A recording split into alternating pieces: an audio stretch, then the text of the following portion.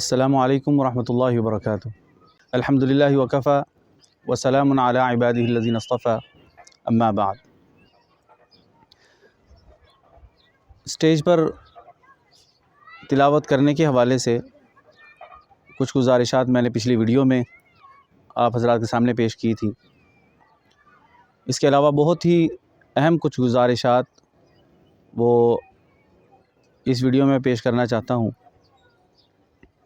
کچھ ایسی چیزیں ہیں جو اسٹیج پر تلاوت کرنے سے پہلے کے حوالے سے ہیں، اور اگر ان پر بندہ عمل کر لے اور ہر قاری اگر اس پر عمل کر لے تو اس میں ایک تو اسٹیج پر تلاوت کرنا انسان کے لیے بہت آسان ہو جاتا ہے، اور دوسرا یہ کہ جو مجمع کی جو ایک جھجک یا ایک ڈر یا ایک خوف ہوتا ہے وہ دل سے بالکل ختم ہو جاتا ہے۔ اسی طرح یہ جو بہت بڑی بات ہے وہ یہ کہ قرآن پاک کی تلاوت کے اندر اخلاص پیدا ہو جاتا ہے، اور ہمیں مطلوب بھی یہی چیز ہے کہ اخلاص اللہ تعالیٰ نصیب فرمائے۔ اور اسی طرح جو مجمع ہے وہ تلاوت کو پسند کرتا ہے، اور یہ بھی ہماری کوشش ہوتی ہے کہ جو مجمع ہے وہ تلاوت کو پسند کرے، اچھی تلاوت ہو، تو یہ عمل کرنے سے مجمع تلاوت کو پسند بھی کرتا ہے۔ یہ کتنی چیزیں ہیں اور کون کون سی ہیں، اس سے پہلے یہ ہم جانیں کہ یہ کس نے بتائیں۔ کراچی کے ایک بہت بڑے بزرگ گزرے ہیں، قراءات کے بہت ماہر بزرگ گزرے ہیں، حضرت قاری عبد الملک صاحب رحمۃ اللہ علیہ۔ یہ کچھ ہی عرصہ پہلے حضرت کا انتقال ہوا۔ وہ ایک دفعہ ہمارے یہاں فیصل آباد میں تشریف لائے، تو میں ان سے ملاقات کے لیے ان کے جہاں پہ وہ قیام پذیر تھے میں ان کے پاس حاضر ہوا، تو حضرت نے مجھے پہچانا، چونکہ ان کا ہمارے والد صاحب کے ساتھ بڑا اچھا تعلق تھا اور ان کے بہت قریبی دوستوں میں سے تھے۔ تو حضرت نے فرمایا کہ آپ اسٹیج وغیرہ پر تلاوت کرتے ہیں تو چند میری چیزیں ہیں، چند گزارشات ہیں، ان پر اگر آپ عمل کریں گے تو آپ کو بہت فائدہ ہوگا۔ تو میں نے عرض کی ضرور فرمائیں۔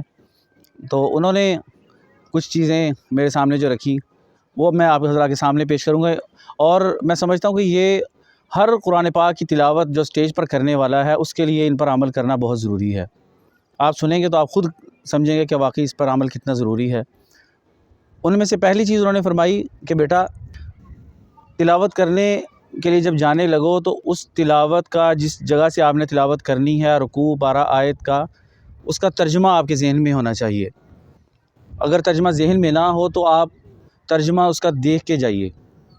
اس کی وجہ انہوں نے فرمائی یہ کہ کہتے آپ کو اگر قرآن پاک کی تلاوت کے ترجمے کا پتہ ہوگا، آپ کے ذہن میں اس کا استحضار ہوگا، تو جب آپ تلاوت کریں گے تو آپ دل سے تلاوت کریں گے، اور یہ یقین رکھیں کہ جب جو دل سے تلاوت کی جاتی ہے وہ دلوں پہ اثر کرتی ہے، اور یہ بہت بڑی بات ہے کہ جو دل سے تلاوت کی جاتی ہے واقعی دلوں پہ اثر کرتی ہے، کیونکہ اس کے اندر بندے کا اخلاص زیادہ ہو جاتا ہے، بہت زیادہ اخلاص ہو جاتا ہے۔ یہ اگر آپ لوگ بھی اس پر عمل کریں تو اس کے بعد مجھے بتائیے کہ آپ کو کتنا اس سے فائدہ ہوا، کہ ترجمہ گھر سے قرآن پاک ترجمے والا اس سے دیکھ کے جائیے۔ دوسری چیز یہ فرمائی کہ یہ حسد کا زمانہ ہے، نظر بد کا زمانہ ہے۔ میری خصوصاً جو نئے حضرات تلاوت کرنے والے ان سے گزارش ہے، اللہ تعالیٰ نے بڑی صلاحیتیں دی ہوتی ہیں، جب وہ تلاوت کرتے ہیں تو حسد کرنے والے بھی بہت ہوتے ہیں جہاں خوش ہونے والے لوگ ہوتے ہیں۔ اسی طرح نظر بد لگنے کا بھی، اور نظر بد کے لیے ضروری نہیں ہے کہ اس کے ساتھ حسد شامل حال ہو، بلکہ نظر وہ کسی کی بھی لگ جاتی ہے۔ مطلب کسی نے تلاوت سنی اور اس پر ماشاءاللہ نہیں کہا تو اللہ تعالیٰ کی درمیان سے جو چاہت اللہ تعالیٰ کی وہ درمیان سے نکل گئی، نظر لگ جاتی ہے۔ تو اس کے لیے انہوں نے فرمایا کہ آیت الکرسی اور معوذتین یعنی سورۃ الفلق اور سورۃ الناس یہ پڑھ کے دم کر کے جائیں، اور یہ بہت بڑی چیز ہے۔ بہت سارے حضرات ایسے ہیں کہ وہ نئے نئے قراء حضرات تلاوت کرتے ہیں، نظر بد کی وجہ سے ایسی نظر لگتی ہے کہ ہمیشہ کے لیے بعض دفعہ گلا بند ہو جاتا ہے۔ تو یہ بھی دوسری گزارش میری طرف سے یہ ہے کہ نظر بد کے لیے، اسے بچاؤ کے لیے ایک تو آیت الکرسی اور معوذتین قل اعوذ برب الفلق اور قل اعوذ برب الناس دونوں صورتیں یہ پڑھ کے دم کر کے جائیں۔ اور تیسری چیز یہ ہے کہ تلاوت اسٹیج پر تلاوت کرنے سے پہلے درود پاک پڑھ لیں، درود شریف پہلے پڑھ لیں۔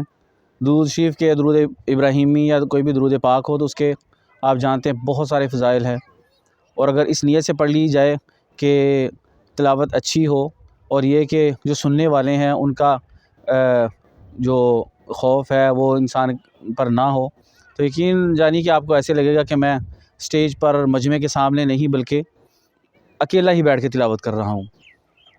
اور چوتھی چیز، وہ بھی ایک بہت اہم چیز ہے، وہ یہ کہ انہوں نے فرمایا کہ بیٹا ایک چیز پر آپ یہ عمل کریں کہ جب آپ تلاوت کریں، تلاوت کرنے سے چند لمحے پہلے اسٹیج پر مائک کے سامنے آنے کے بعد ایک دفعہ آنکھیں بند کر کے اللہ تعالیٰ کو حاضر ناظر جانتے ہوئے اللہ تعالیٰ سے مخاطب ہو کر یہ کہیے کہ اے اللہ پاک، میں تیرا قرآن پاک تیرے سامنے پڑھ رہا ہوں اور آپ میرا قرآن پاک سن رہے ہیں۔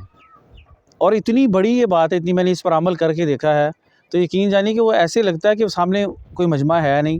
کیوں؟ اس لیے کہ مجمع کا درمیان سے وہ ویسے خوف نکل جاتا ہے، یہی ہوتا ہے ذہن میں کہ میں اللہ تعالیٰ کو سنا رہا ہوں اور اللہ تعالیٰ میری تلاوت سن رہے ہیں، اور حقیقتاً ایسا ہی ہے کہ اللہ تعالیٰ ہماری تلاوت سن رہے ہوتے ہیں، اور اگر اللہ تعالیٰ کے لیے تلاوت کی جائے اس میں اخلاص اور للہیت بہت زیادہ ہو جاتی ہے۔ اور پانچویں ایک چیز جو ہمارے اور استاد انہوں نے فرمائی تھی، اس پر میں بھی عمل کر کے دیکھا کہ تلاوت کرنے والے خصوصاً نئے جو حضرات ہیں، نئے طلباء یا تجوید سے فارغ ہونے والے یا کوئی بھی کسی شعبہ زندگی سے تعلق رکھنے والے جب اسٹیج پر خصوصاً تلاوت کریں تو وہ یہ کہ آنکھیں بند کر کے اور سر جھکا کے تلاوت نہ کریں، آنکھیں کھول کے مجمع کی طرف دیکھ کے تلاوت کریں۔ آنکھیں بند کر کے کرتے ہیں تو وہ یہ ایک انجانا سا خوف ہوتا ہے کہ سارے لوگ مجھے دیکھ رہے ہیں اور پتہ نہیں مجھے کیا سمجھ رہے ہیں، پتہ نہیں کیسی تلاوت ہو رہی ہے۔ اس میں یہ کہ مجمع کی طرف دیکھ کے آنکھوں کے ساتھ آنکھیں ملا کے پھر تلاوت کریں۔ اور ان اگر چیزوں پہ اگر آپ عمل کر کے اس کے بعد مجھے بتائیے گا کہ اس کے بعد آپ کو تلاوت کرنا بہت ہی آسان ہو جائے گا۔ آپ سے میری گزارش ہے کہ آپ بھی اس پر عمل کیجئے اور ہمیشہ عمل کیجئے۔ اللہ تعالیٰ ہمارا قرآن پاک پڑھنا پڑھانا اپنی بارگاہ عالیہ میں قبول و منظور فرمائے، اور اللہ تعالیٰ بالخصوص اخلاص اور للہیت کی توفیق عطا فرمائے۔ انشاءاللہ باقی اگلی ویڈیو میں کچھ گزارشات آپ حضرات کے سامنے پیش کروں گا۔ اگلی ویڈیو تک ہمیں اجازت دیجیے۔ اللہ حافظ۔ السلام علیکم ورحمۃ اللہ وبرکاتہ۔